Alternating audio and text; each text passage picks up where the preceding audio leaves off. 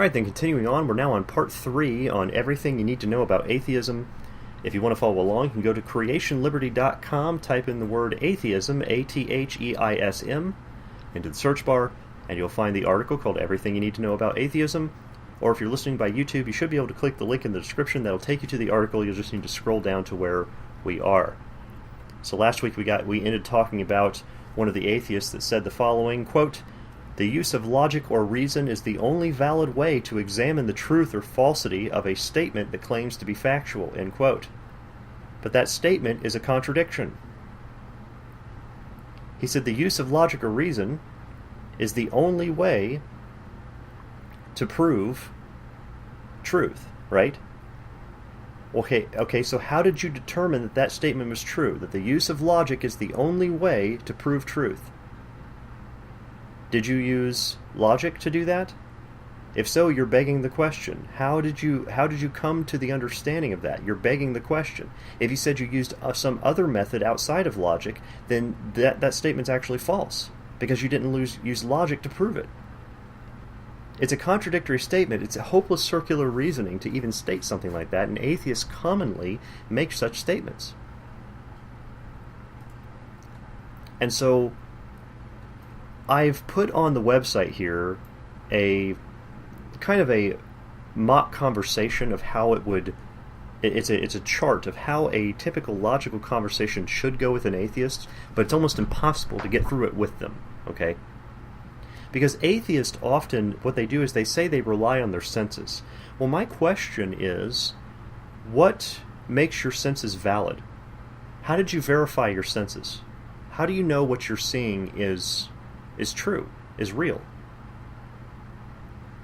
Well, you see, the only answers they ever give come from their senses. Listen to an atheist. Try this with them sometime. Just say, how did you verify that your senses are valid, that your senses are reliable? And every answer they're going to give you, like for example, I heard an atheist one time, he says, well, I read books and I understand history. That was his answer to that. You read books, that means you're using your sight, you're using your senses to determine your senses are valid. And basically, after giving a few examples and being called out on it, he basically said, well, if there's another way, show me. In other words, what he's saying is, I don't have a choice. His entire philosophy is built on a hopelessly circular statement of, I sense my senses are sensible. That is ridiculous. That is absurd. But again, this is what atheists believe, because he's right, they don't have a choice. If they're actually going to, they have to trust in their senses. Now, keep in mind, I'm not saying that Christians don't rely on their senses. We do as well. But you see, we have a justification for our senses. We have a reason to rely on our senses. We have a reason to say that our senses are reliable to a certain extent. But the atheist doesn't have a justification for that. They're trying to say that they use their senses to say their senses are reliable. And that's why I made that demotivational poster I talked to you about last week, where, the guy's looking in the mirror saying, you're so logical, and his reflection is looking back saying, really, thanks, so are you. We're just both the most logical people in the world. This is how they're justifying it. It's ridiculous. So, with an atheist, you can ask them, are you an atheist? And typically the atheist will say, well, yes. Then you can ask them, can you know things with certainty? Now that question right there, you're probably not going to get past that, because most atheists will say no. Well, then you simply go back and say, well, how do you know you're an atheist? Whoops. You see, because they made a certain statement to say they're atheists, they're making it with certainty, with knowledge, and then saying they can't know anything with certainty. Well, then how do you know you're an atheist? Well, they don't. Okay, so if you say, can you know things with certainty, and for some reason if they say yes, okay, it's going to be extraordinarily rare that you would find an atheist that would say yes to that question, because they have no way to justify that. If they say yes, you can know things with certainty, you can ask them, is your brain perfectly reliable? Like, can you rely on your brain no matter what? And of course, you can't say yes to that, because if they do, all you have to do is ask them, do you know what a mirage is? That's where, if you look out, I've got a picture on the website here. If you look out into a desert area, a place that's really hot, usually you can see it if you're ever driving down a road on a really, really hot day. Out in the distance, you see what looks like to be water on the road, but there's no water there. As you drive up to it, you realize it's completely dry. So there's no water there, but it looks like there's water there. So it's a trick of the eye. What you're seeing is not actually there. So if you know what a mirage is, then is your brain perfectly reliable? Well, no, it's not perfectly reliable. Well, then can you know things with certainty? Well, no. So are you an atheist? Well, the best they can say is that they don't know.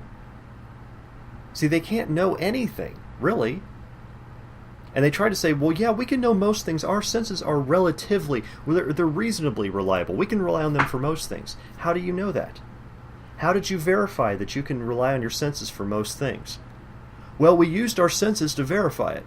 You mean the senses that are not perfectly reliable you used to tell you that your senses are mostly reliable? Well, how do you know that the part that wasn't reliable told you that they were reliable and it tricked you and they really aren't reliable? They don't know. They have no idea. You see, you have to have something in perfection to verify these things for you. We have imperfect perspective here, okay?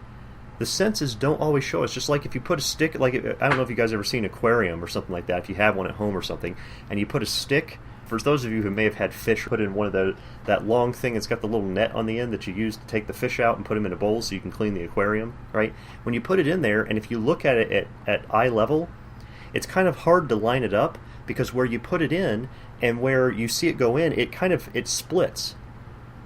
Like it's a trick of light with your eyes where it actually shows where you're putting it in and where it shows it in the water are actually two different places. And you can see that and look for yourself, right?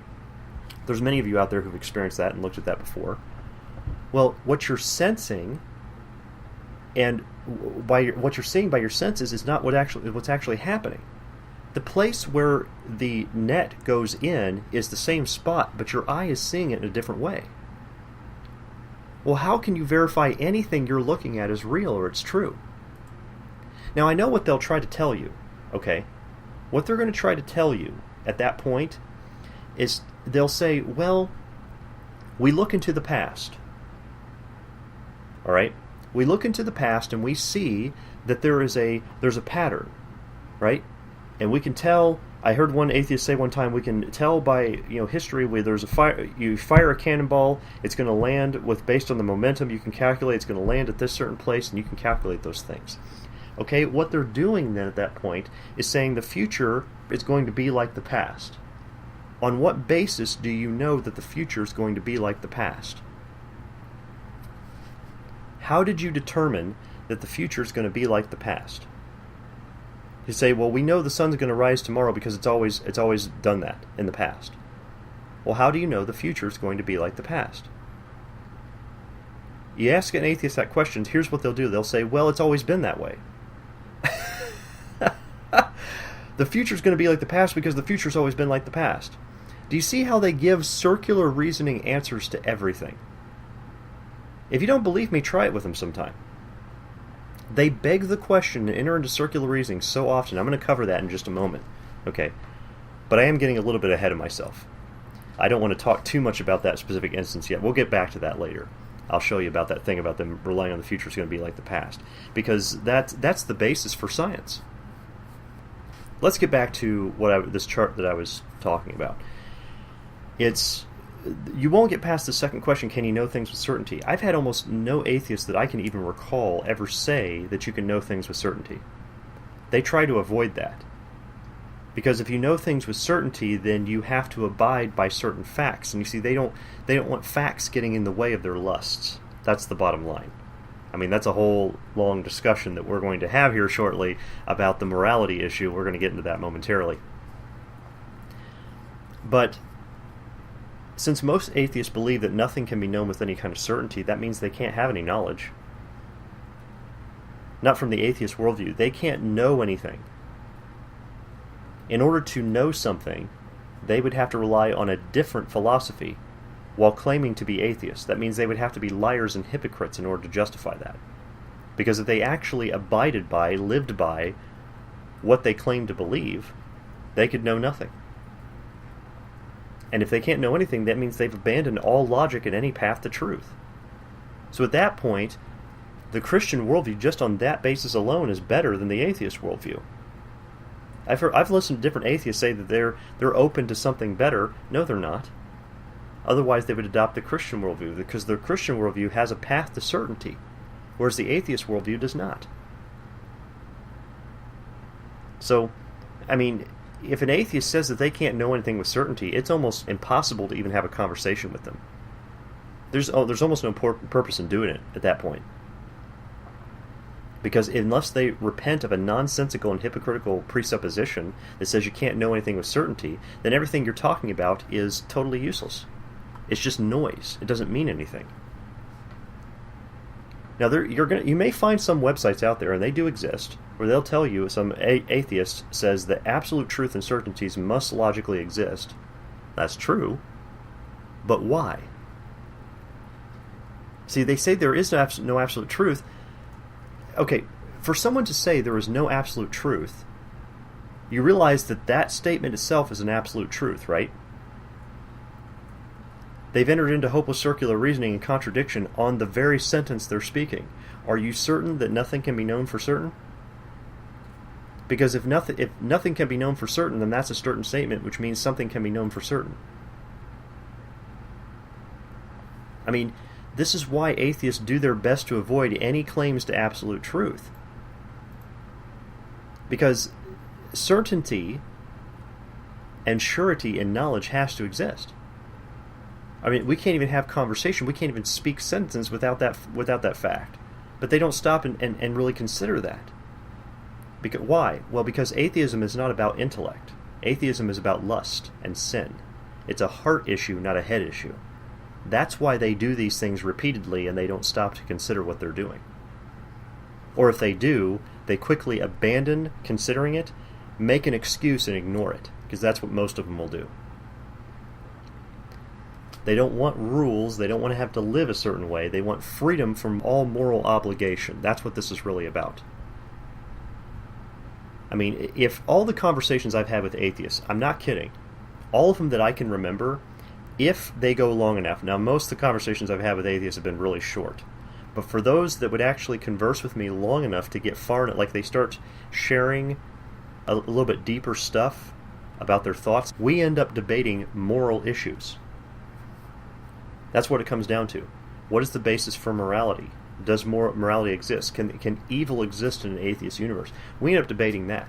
I've had more atheists want to debate that topic than any other one.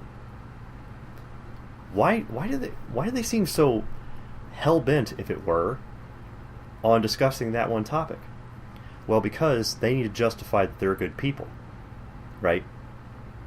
In order to condemn the Christian God of the Bible, they have to believe they're good people. That's why they want to discuss that one so much. So if they can't justify that evil or good can exist in an atheist universe, then they have no reason to judge the Christian God of the Bible. Oh, and you see, it's almost like they understand this without even knowing it. But you as a Christian should be able to see through this pretty quickly. As Romans chapter 3 says, starting in verse 10, it says, "As it is written, there is none righteous, no, not one." That means that's Old Testament and New Testament. There is none righteous, no, not one. There is none that understandeth. There is none that seeketh after God. They are together become unprofitable. There is none that doeth good, no, not one. That means atheists are evil and wicked in their flesh just as much as a Christian is, but the difference is that we have been given righteousness from the one who is righteous. Okay? The one who is perfect and holy. We've been granted that by His grace. It is a gift He has given through our repentance and faith towards Him. So, a logical fallacy. Now, many of you have different teachings I've done. I've talked about logical fallacies, okay? A fallacy of logic is an argument that defies logical and reasonable thinking. It defies the laws of logic. And most Christians don't understand that when we have to think logically when studying the Bible, okay? Because oftentimes what happens is that when you violate the laws of logic, you actually enter into sin. Now, forgive me if I've repeated myself at any time during this teaching. It's spread out through so many weeks, I'm not sure what I have and have not said. Okay?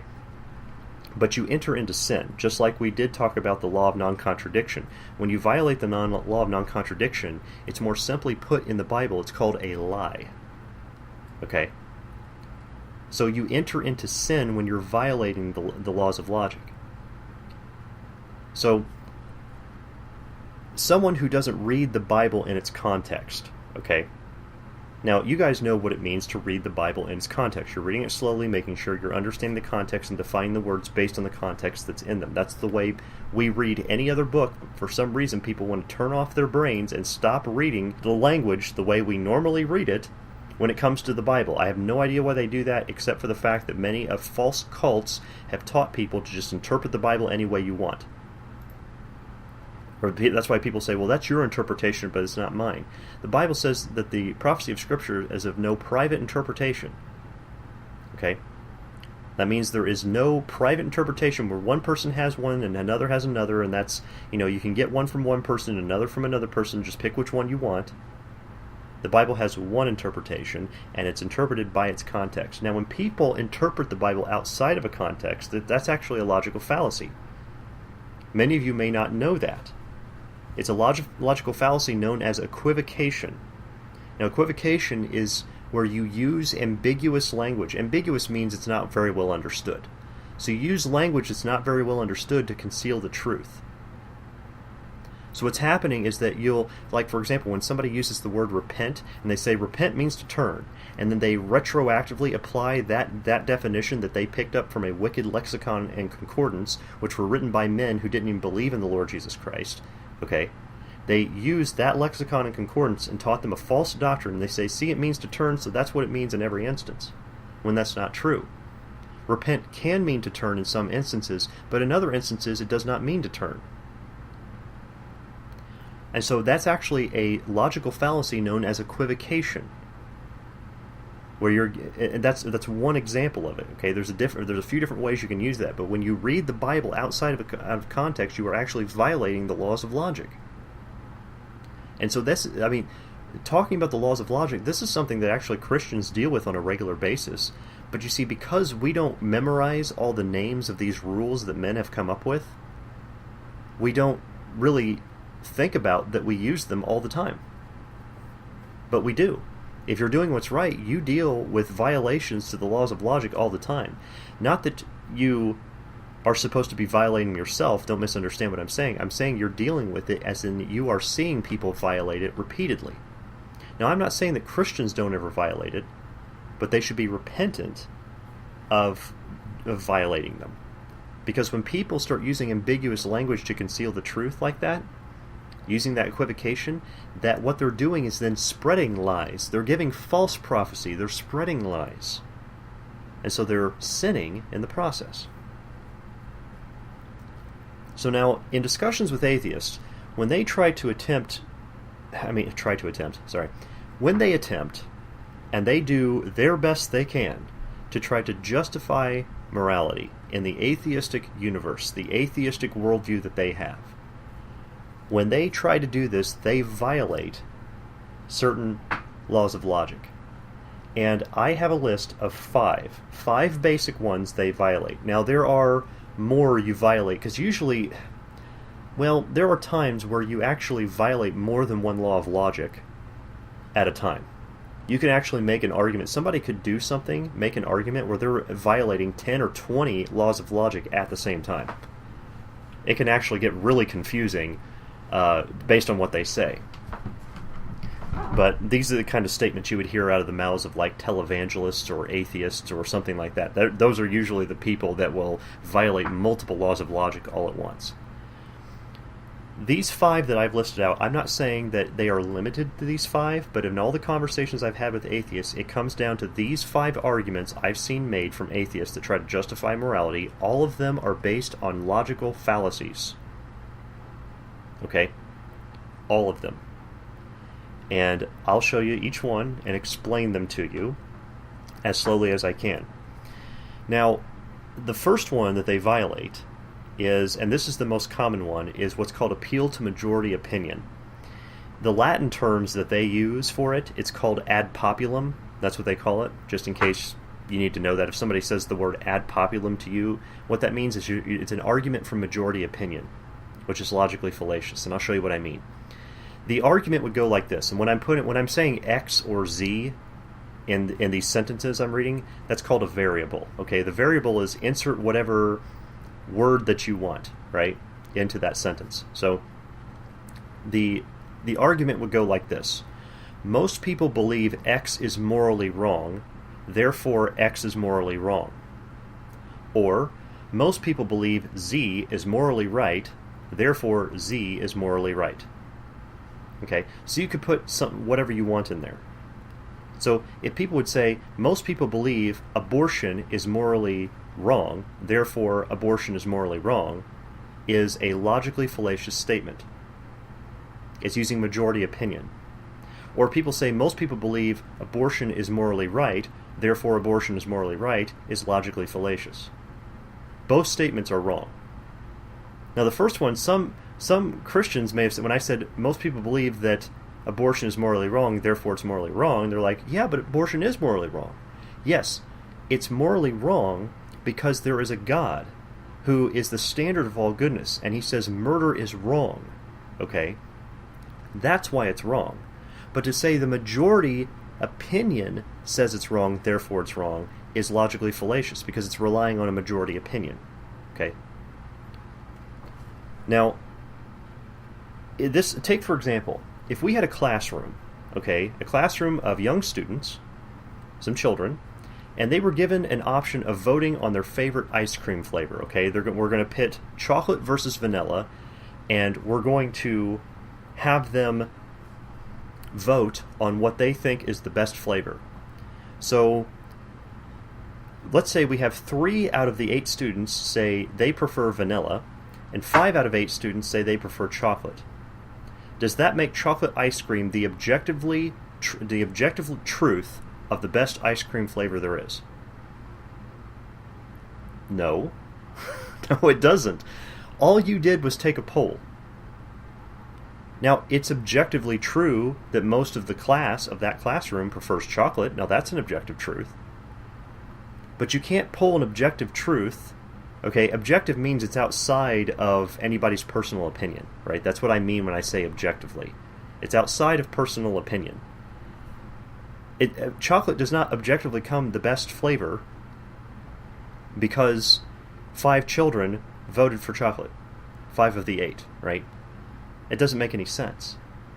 Besides, that's also what's called, there's another logical fallacy. I'm just mentioning this on the side. This doesn't really have to do with the argument itself, but that's actually a logical fallacy called false dilemma, is what they call that. A false dilemma fallacy. What that means is you give 2 options, neither of which is correct. That's basically what that means. You're given 2 options, which one do you choose? Well, what about strawberry? What about that flavor? What about raspberry? What about caramel? What about, there's a bunch of different other flavors. You don't just have 2. So that's also called a false dilemma, right? Or sometimes the more technical term they use for it is called a false dichotomy. Almost none of you are going to remember that, so don't worry about it. But I'm just mentioning it, so if you hear these phrases used in the future, you might be able to come back to this and say, wait a second, I remember that from something. Well, at least now you'll know the teaching you can come back to and review if you're talking with an atheist, and you'll know what all this stuff means, okay? But if you're ever in a conversation with an atheist and they start using these long terms, force them to explain what it means. And watch how some of them will kind of cringe and twist around in their chair like they don't always know how to explain it.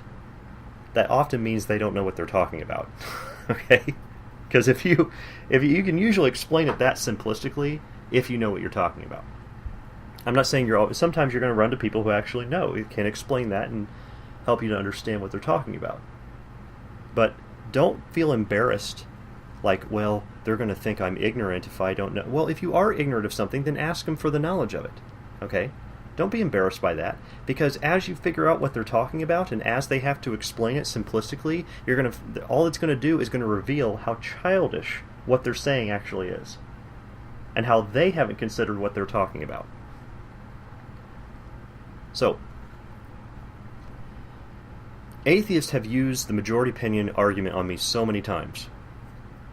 And for what they're doing is they're trying to justify morality by saying society votes, and most society believes that murder is wrong, and therefore murder is wrong. So what I like to do is I always like to get the political hot button, right? This hot topic that is a political thing, because atheists follow political movements all the time.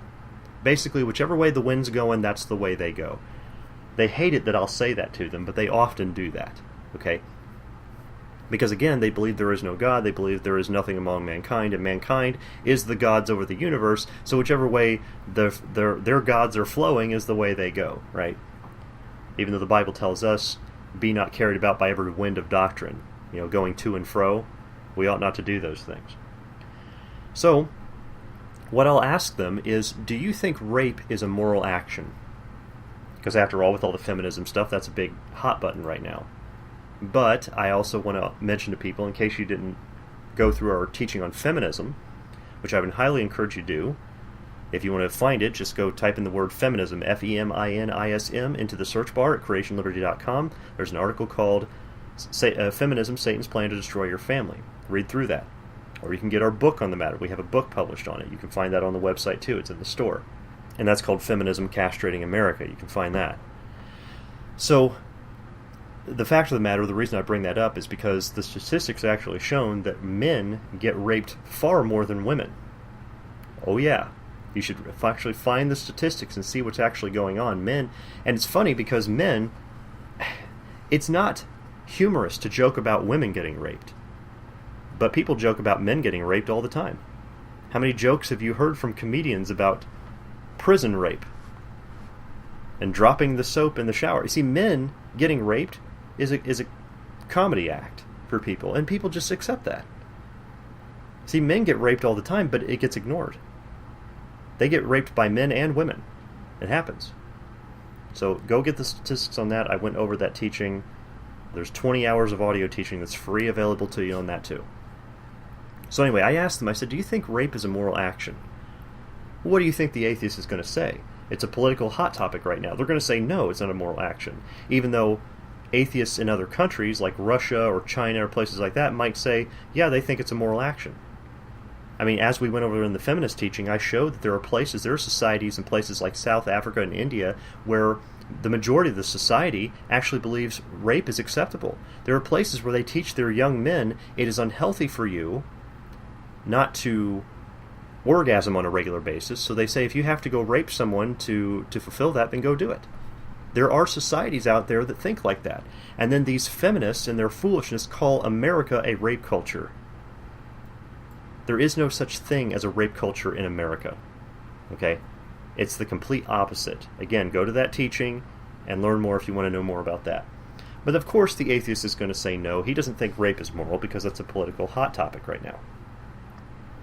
But then I asked them, let's say our society, as some societies have, let's just say our society voted and 51% of the people decided rape was morally acceptable. Would it be then okay to rape people? You know what every atheist tells me when I ask them that question? Well, no. Well, you see, the majority opinion, when somebody says X is morally right or X is morally wrong, therefore X is morally right or X is morally wrong, then that is what you're saying to me is not true. Society's opinion is not how you're deciding what's morally true. See, so what they're doing is they're lying to me. But I don't address, typically in conversation, I've addressed them on that. I don't come up and say, you're lying to me, end of conversation. I could. But you see, they don't even understand that they're lying to me. So really, in reality, what they're doing, they're not relying on majority opinion. They're making the majority opinion argument, but they don't decide moral action based on majority opinion. Otherwise, if a bunch of people got together, the majority got together and said rape is acceptable, then they would have to accept that rape is acceptable. But they won't do that, because they know it's wrong. Now, I know why they know it's wrong. It's because the law of God is written on the hearts of man. Okay? I know why they know it's wrong, but they don't. So I simply ask them to tell me why they know it's wrong. And I'll continue giving you more. They usually switch to another logical fallacy, and I'll get to those in a minute. But there's a semi-popular atheist speaker in the U.S. Liberty Movement. I don't know if he's semi-popular anymore. He was back, maybe 10 years ago. But I don't know if he is now or not. It's not like I looked the guy up. But he was briefly arguing with me because he happened to be on a forum where... That was where I started some of my teachings, is on a forum. And this forum he happened to be on, it wasn't a Christian forum. It was some sort of U.S. Liberty Movement forum. And like the Campaign for Liberty stuff and all that. And so he and I were talking about it, about moral issues, right? And he was an atheist. He was an outspoken... Well, he tried not to say he was an atheist, but you could tell by what he was writing. It's not like he was hiding it, but he wouldn't say it. And I said, you as an atheist don't have a justification for morality. So in order to prove his point, he sent me a copy of his book. He'd just written a book, it was brand new, that he wanted me to review. He's like, check this out and tell me where I'm wrong in this. That's very rare for an atheist to do. In fact, I think he's the only atheist that's ever had me do that. Because atheists do not want me to point out to them where they're in error. So the book he wrote was called A Return to Common Sense. I'm not even going to get into why it's such a stupid title. Because if I do, I'm going to get off topic and talk about a bunch of other stuff I don't want to right now. But the book was supposed to be about why people have natural rights. Like a right to life. Why do people have a right to life? From an atheist worldview. But you see, he's trying to exclude the Christian God of the Bible and just explain why people had a right to life. Because after all, he's in a movement that's pushing for constitutional values, right? When the Constitution even says that God gives men the right to life. So he's trying to find a way to say that without God involved. Now, when he told me to review the book, I never read past the first chapter. I didn't have to. I said the rest of his book is a bunch of garbage. Because the premise of his book was in the first chapter.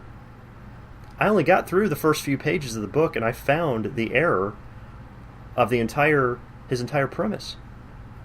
He used majority opinion, logical fallacy, as the foundational basis for his entire book. In his book, and this is on page 7, he says, quote, "The right to life is pretty easy to understand. Most civilized societies have laws against murder. Each individual has a right not to be killed. So far, so good." End quote. Yes, someone who claims to be incredibly logical, incredibly well-educated, just said, well, most people voted and said they have laws against murder, so everybody has a right. That's it. So when asked, why do people have a right to life, basically he's answering, because they do. It's no different. Well, what about the societies that don't have a law that has a right to life? Well, then there is no right to life, right? So why should they have a right to life? These questions aren't answered by him. He goes on to quote by someone from the name of Ayn Rand, or Anne Rand. I can't, man. See, everybody has a problem figuring out how her name is pronounced. I could not believe he was trying to quote from Ayn Rand. This woman is one of the most wicked philosophers of the 20th century. I mean, the stuff she said was absolutely absurd. And a lot of the stuff, I mean, she was one of the most selfishly motivated, wicked people. I mean, I showed something to Lorraine about her just the other day in which she had quoted about the Native Americans.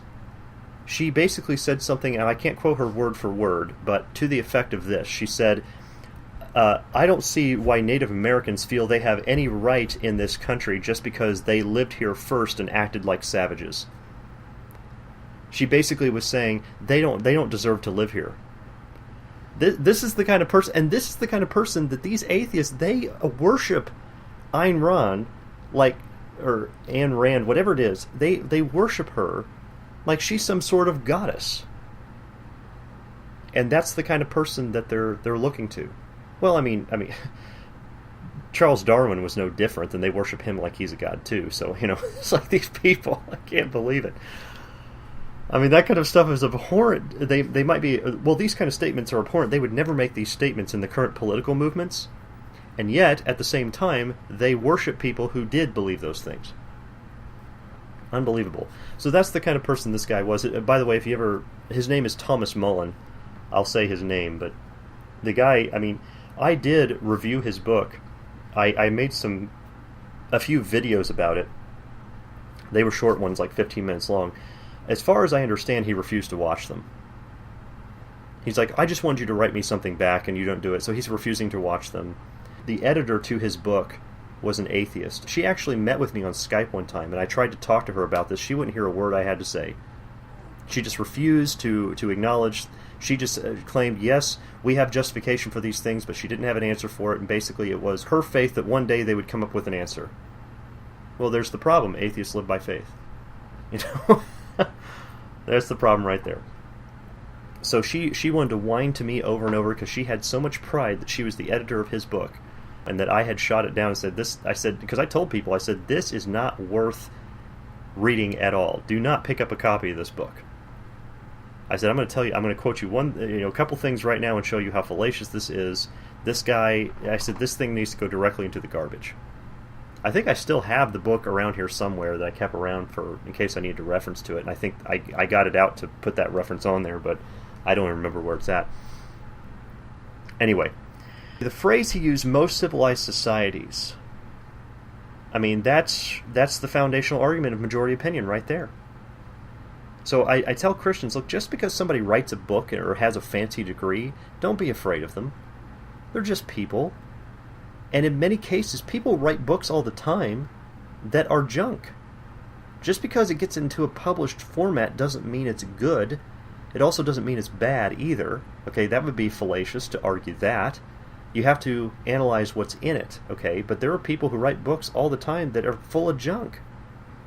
I mean, just for example, we just talked about it last night. That guy, what's his name? Stephen Hawking. That guy writes books, and they're full of garbage. Well, I mean, that doesn't mean anything. Just having a fancy degree and writing a book doesn't mean anything. So, for example, I have a quote on here from atheist Raymond Bradley. He's a professor of philosophy at Simon Fraser University. He gave a presentation to the University of Western Washington. All right, big, prestigious thing, okay? And he argued for absolute moral truth. And he said, quote, "It is morally wrong to deliberately and mercilessly slaughter men, women, and children who are innocent of any serious wrongdoing." End quote. Well, you see, here's the problem. If you go back and read his speech, he never addresses why it's wrong. So how does he justify his position? Well, you see, he continues. Here's this prestigious professor. He uses majority opinion. Here he goes. Quote, "On all of these examples, I would like to think theists and other morally enlightened persons will agree with me." End quote. See, well, first of all, there's a couple here. You could actually say this is a type of ad hominem attack, too. Because what he's saying is, if you don't agree with me, then you're not enlightened. Okay, or in other words, you're just stupid if you don't agree with me. That's an ad hominem attack argument.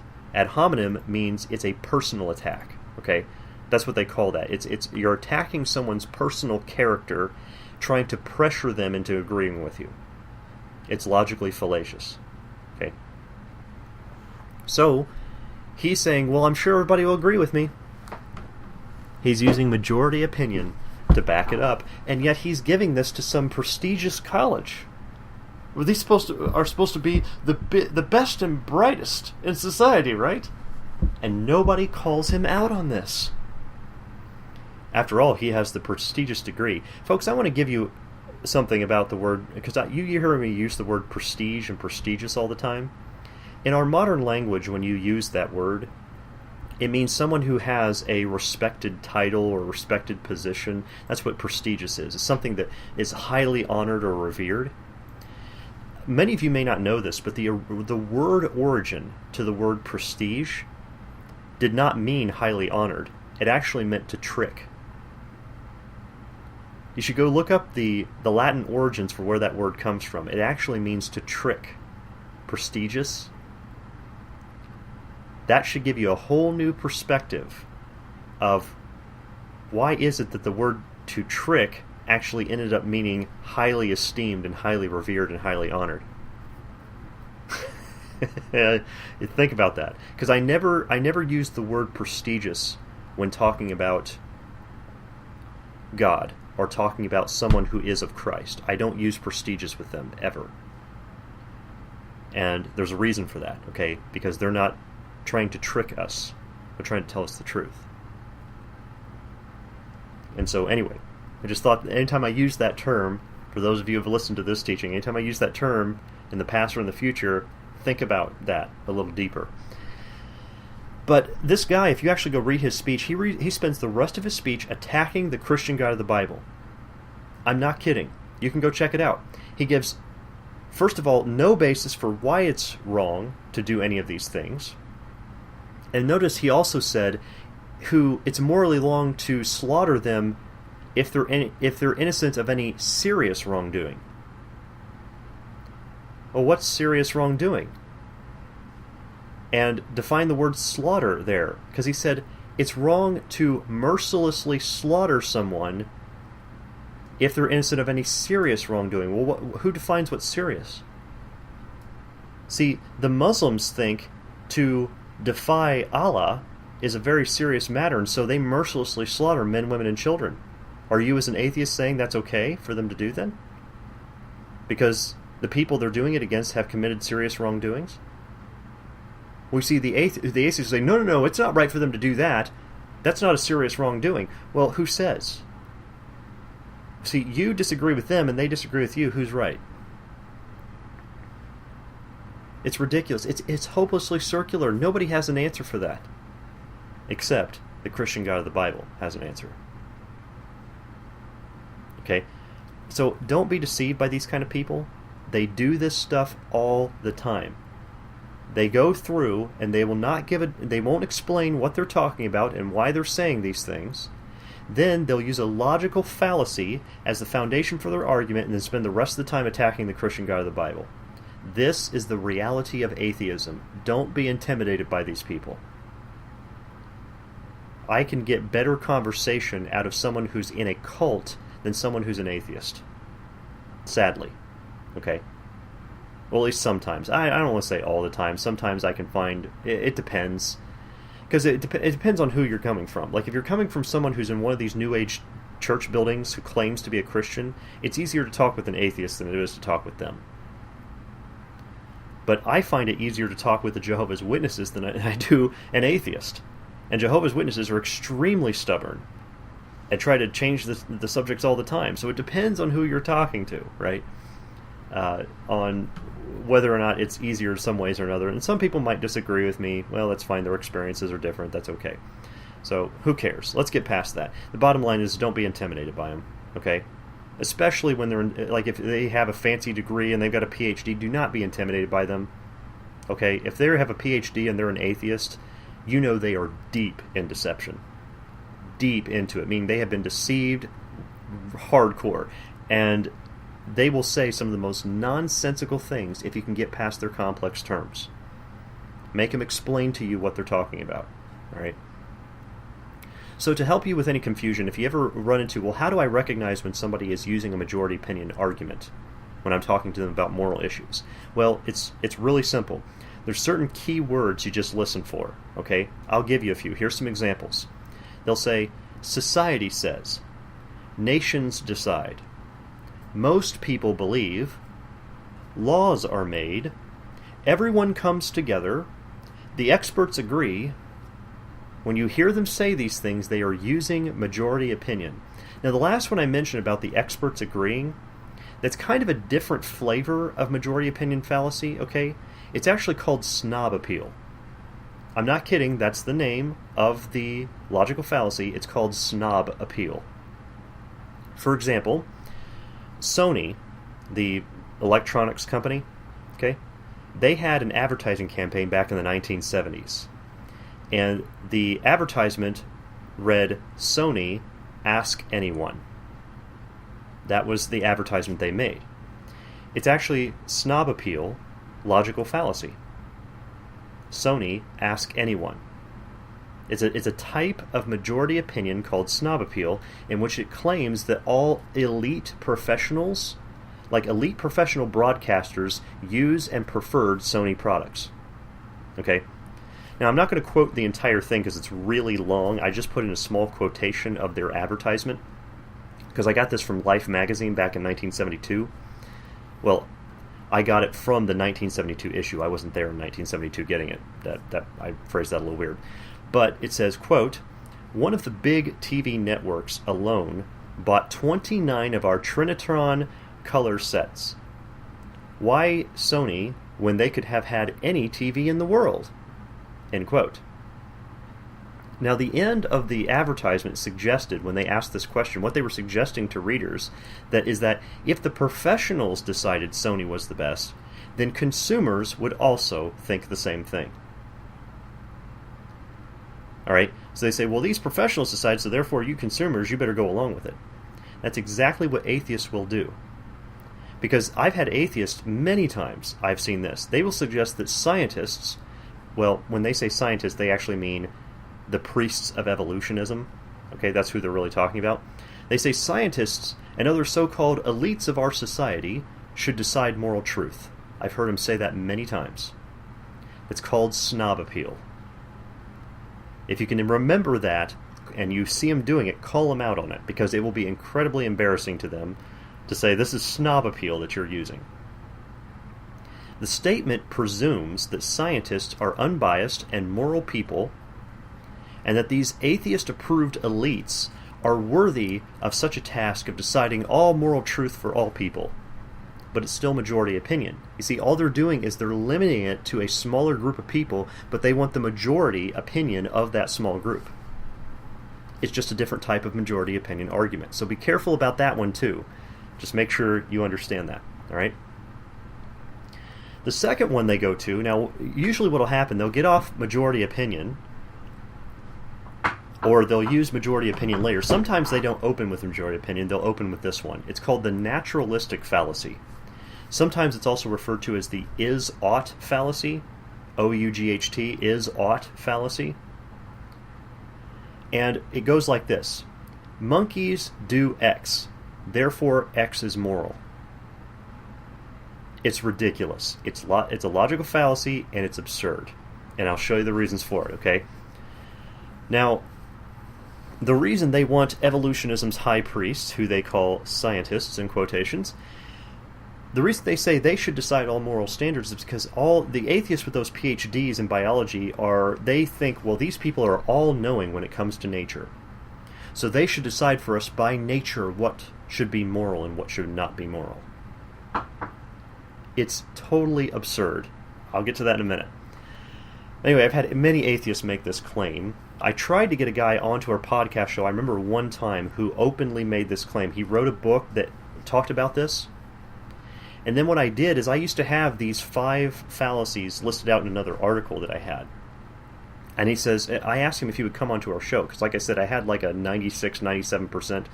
Like I invited him to come onto the show and talk with me for an hour, and they wouldn't do it. They would come onto our YouTube channel, and they would start making all these nasty, mean, and sometimes threatening comments, condemning the Christian God of the Bible, condemning me and everything else. But when I would invite them on to talk, they would say, nope, won't do it. Most of them wouldn't even give me a reason. They just wouldn't do it.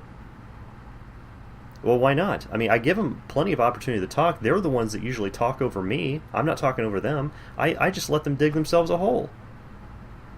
That they know why they won't come on there and actually talk about that. So, anyway, I had one guy that actually made this argument open, like, first and foremost. This is the argument he based morality on. I said, okay, and he had agreed to come on our show. We started to schedule it, and then I sent him a link to that article so that way he could look over. I said, here's the kind of stuff that I'm going to be talking about in there. I sent him a link to that, and I never heard from him again. I wrote him, he wouldn't write me back. We were supposed to meet up on, because I think we had met up on Skype to do that, but we were supposed to do the show. I wrote him and asked him for confirmation for the time. He would never get back with me again, and I never heard from him again. He read that on the Naturalistic Fallacy. He realized he was using it, and he would not come on a public show to basically be embarrassed. So maybe I shouldn't have sent him that stuff. Maybe I should just let him do it. I don't know.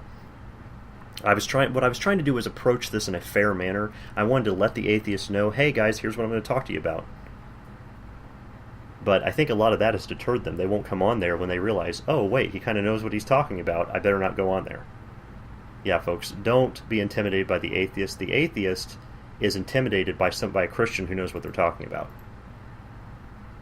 Because again, they have no foundation for what they do and what they say. They have no justification for logic or science or reason or mathematics or morality or anything else like that. They're the ones in the scared position. So, I mean, it's an issue where you kind of want to feel sorry for them, but it's hard to when they're saying all these nasty things that I hear from them all the time. They say all these just rude and crude and nasty things. I mean, I'm not saying all of them do. I've run into some atheists who don't act like that, but they're rare. Most of them act exactly like that. So it's very difficult to feel sorry for them when they act like that. I'm trying to see past their blindness on the matter. So, for example, there's an atheist and evolutionist named Mark Bekoff, and I'm going to quote from a Telegraph article, newspaper article, and he's an ecologist at the University of Colorado. He wrote a book that got some attention from this UK newspaper.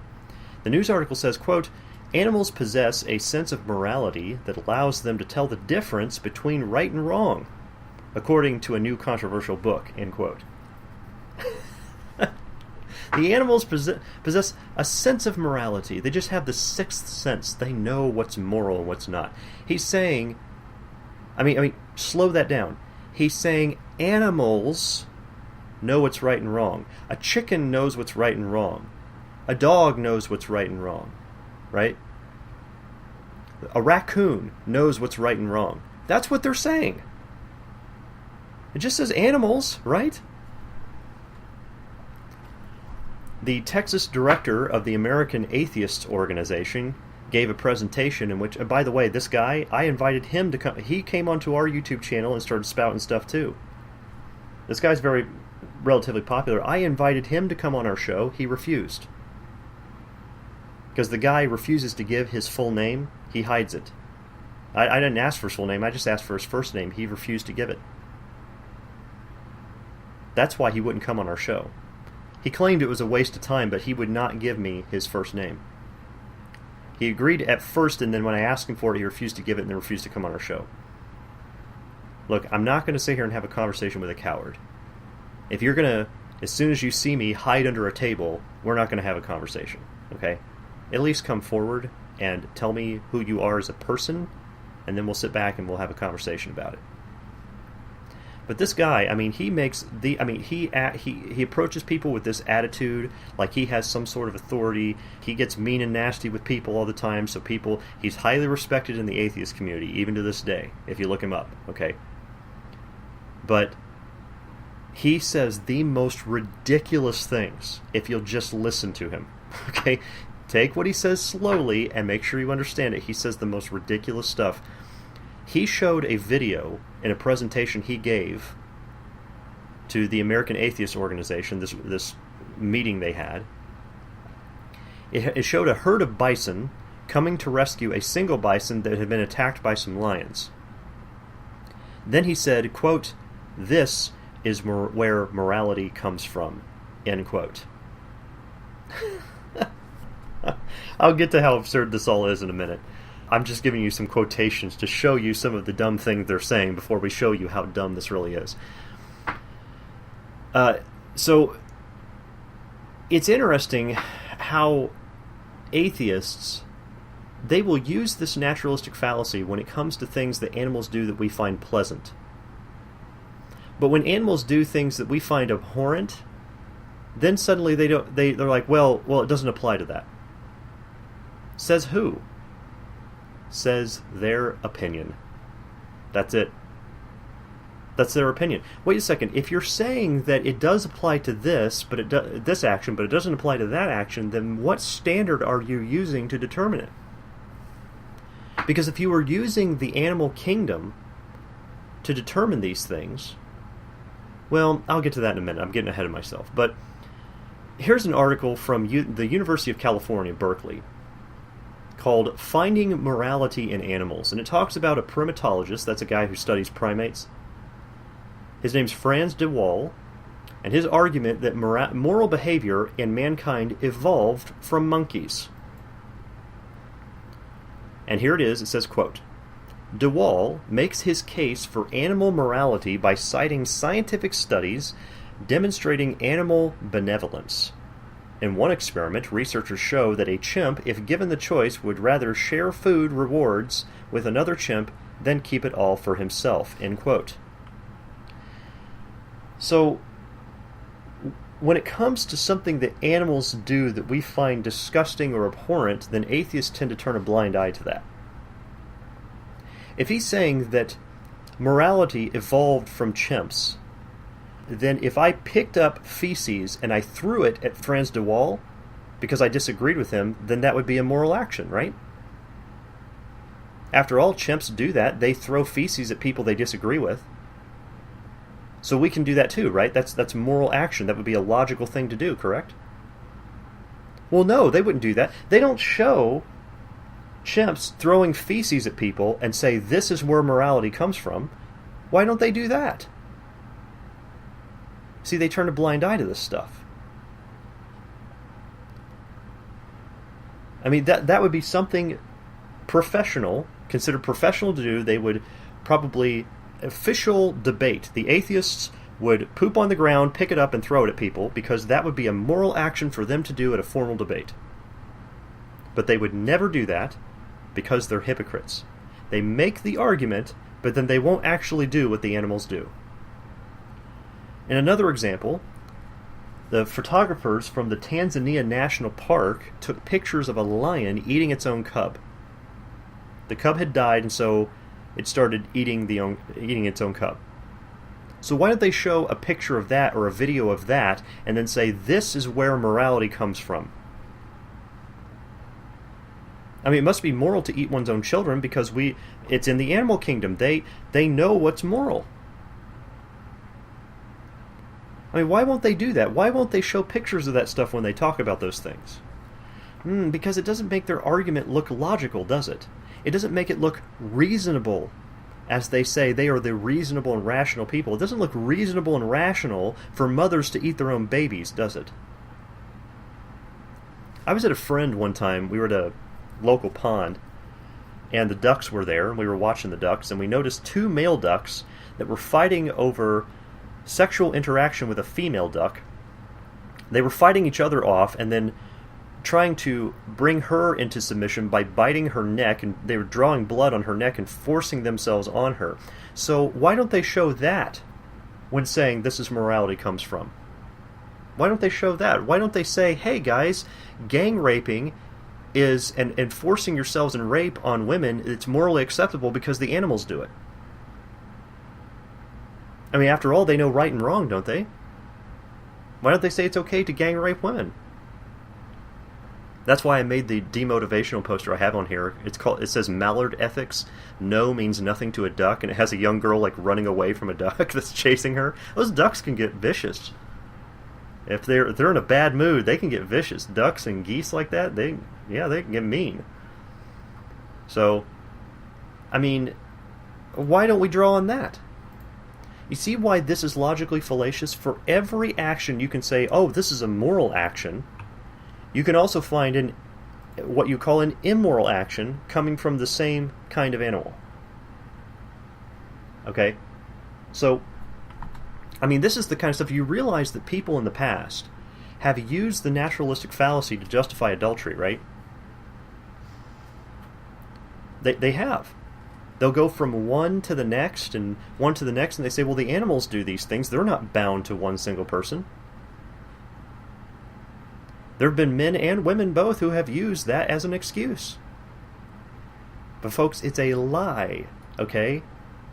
Remember how I talked about when you're violating the laws of logic, you're entering into sin? That's what's happening here. Now here's some key words you can listen to and look for when an atheist is using the naturalistic fallacy. All right? How do you tell when they're using it? Here's some things they'll do. They'll talk about the behavior of animals. Sometimes they'll even talk about the behavior of plants. They'll try that one too, even though biblically, according to biblical classification, plants are not alive. They're a highly complex, self-replicating food source, but they are not alive. Okay? They'll say words like inherently or inherited, right? When they say words like that, what they're saying is, you have to understand their perspective. They believe they evolved from chimps. So they say, well, we inherited these from our chimp ancestors, so we just need to look at how chimps act and then act like chimps. It's stupid, I know, but this is what they believe. So they'll say inherently or inherited, something along those lines. They'll say the words instinctively. It says it's our natural instinct. They'll say naturally. They'll say the word evolved, like we evolved morals. All this is using the naturalistic fallacy. And the atheist fallacious, like their appeal to nature on this, it's been increasing over the years. Like they're starting to do this more and more. As they look more to science, so-called, right, the God they actually worship, and their priests of evolutionism is what they're really looking to. They're looking to them for the standard of right and wrong. Now, the Pew Research Center, they published a survey they took from atheists in 2016 that showed 32% of them said, quote, they look primarily to science for guidance on questions of right and wrong, up from 20% in 2007, end quote. So atheists, so it's had a growth. It went from 20% to 32% of them are now relying on what they call modern science for guidance to questions of right and wrong. You see, what that means is they're looking for biologists. Tell us what the behavior of animals is so we know what actions we should take. They're using the naturalistic fallacy. It's going to happen more and more, and you're going to see that if you have conversations with atheists, expect them to use this argument. Be prepared. Okay? And how do you address that when they use that? You can give any one of the examples I've given, right? If they use that naturalistic fallacy, they say, oh, we'll inherit these things. You know, the animals know what's right and wrong, and we inherited that from animals. You can use the chimp one. They say, okay, chimps throw their poo at people they disagree with. Is that morally acceptable then? And watch them go, because they don't even think about what they're saying. You can say, you know, I've watched ducks at a pond fight each other over a female duck and actually bite her and subdue her and force themselves on her against, because, you know, the female duck, when I was watching them, she was trying to get away. I said, is that acceptable for people to do then? Just find the first female they want and bite her and pin her down and force themselves on her? Is that what we should do? Is that moral then? Watch them change their tune like that. They'll do the fastest 180 you've ever seen, because, of course, when it comes to issues of rape and things like that, remember, it's a hot topic. And I've done previous podcast episodes. If you go back to our old episodes, we did of those, and see that I've addressed this with some people. You can watch me do it and see how they change from one fallacy to another. Because when I'll ask them why, I said, is that morally acceptable for people to just go out, for someone to just go out and rape a woman? And they'll say no, and I say, well, why? They say, well, because society disapproves of that. You know what they just did? They just changed from the naturalistic fallacy to the majority opinion fallacy. They went from one fallacy to the next, and you can watch them do this in real time. Okay? Again, for every good action an atheist brings up in nature, there's an evil action that can be brought up as well. I mean, they censor their arguments a lot, meaning that, okay, they show the public something, oh, here's an animal being kind to another animal, look where morality comes from, but they never show the bad stuff that goes on. It's childish. It's insane that they keep doing this. But again, they have no other way to justify morality, and they know it. They know they have no other way to do it, which is why more and more atheists are starting to do this. Folks, when they switch off of the naturalistic fallacy really quick, like I just talked about, it means they're not really looking to animals for morals. Otherwise, atheists would believe that rape and child murder and cannibalism were all acceptable and moral practices. See, they use the argument, but they don't live that way. They don't really believe that way. That makes them liars and hypocrites when they do that. And that's why I say all atheists, pretty much from the first sentence they're speaking out of their mouth, are liars and hypocrites. They do it all the time. Now, we've just covered 2 of the 5. We're going to get over and to complete the next 3 different fallacies. I'm going to show you this gets worse, and I'm going to show you what I mean, and we'll start on that next week. Did anybody have any questions or comments about anything we just talked about before we close?